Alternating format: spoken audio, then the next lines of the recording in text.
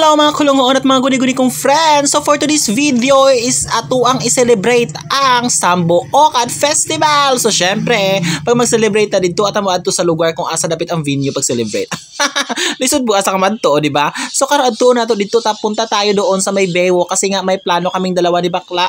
Yan, pak na magpa-pursing kami, pursing. Magpapalagay ng hikaw dito sa sa tawag ito ilong. So, let's go! Isa ka nang ganap na nakalabaw. Dahil ito nga ang gusto niyang mangyari sa buhay niya. So magpapalagay daw siya ng ng hikaw dito sa may ilong banda. So binigyan. binigyan. Tinupad namin ang wish niya. Pumunta kami doon sa Bewok at nagpapalagay siya ng hikaw sa kanyang ilong. Di ba? Isa na siyang ganap na kalabaw.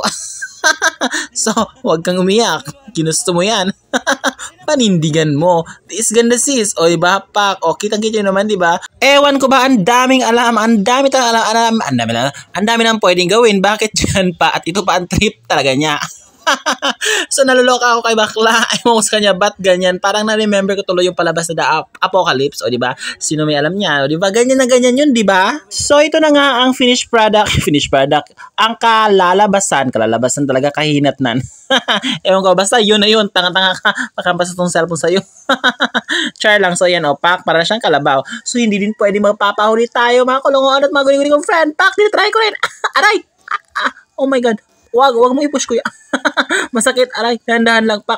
Ewan ko ba, gusto ko pa sana magpailong pero ito na lang daw kasi di ko ma-offer yung rhinoplasty. So ito na lang para may fashion or para may naman yung ilong ko. So gusto ko rin magkaroon ng ng para vibes sa pagkakalabaw. So talaga ako, tawag ito na tintal ko ba yun? Gitry po na ako ang gitry.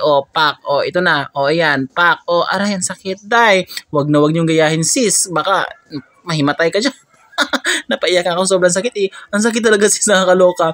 Pero caring lang yun. Pero kung mataas yung pain tolerance mo, pwede caring lang. So kung ikaw magpapahikaw ka, go na, i-push mo na yan, tiis ganda ka. Sakit mama? Kaya ka, oy. Sakit kay papa. Yawa ka, sakit ko doy.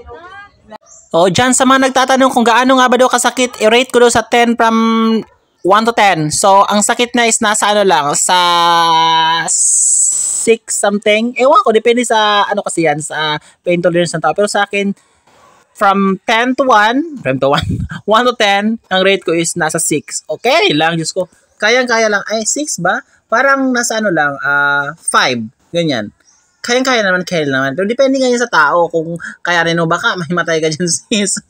Wag na. Kasi nga, yan yung tawag nito. Yung nandyan sa natin parang smooth na buto yan Oo, yun na. That is for this video. Tanga.